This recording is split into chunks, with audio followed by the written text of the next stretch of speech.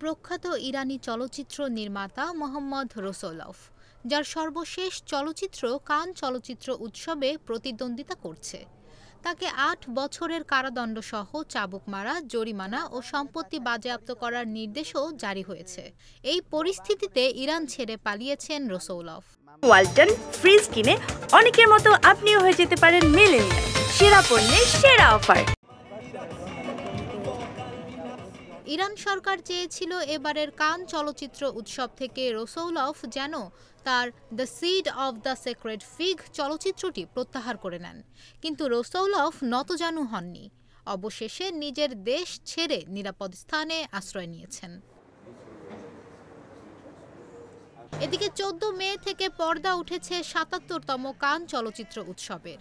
এই লেখক নির্মাতার সর্বশেষ cinema the seed of the sacred fig এবারের ৭৭তম কান চলচ্চিত্র উৎসবের মূল প্রতিযোগিতা বিভাগে পাম দরের জন্য লড়বে। সালাম, বনসোয়ার, hello and just thank you.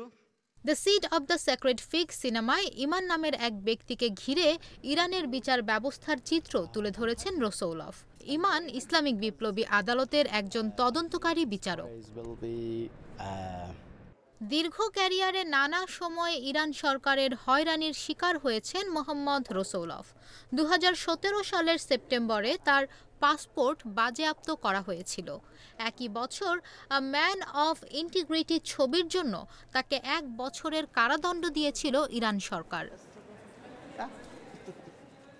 এরপর ২০২০ সালে দেয়ার ইজ নো ইভিল চলচ্চিত্র ও সরকার বিরোধী ষড়যন্ত্রের অভিযোগ তুলে আবারও তাকে ১ বছরের সাজা দেওয়া হয়।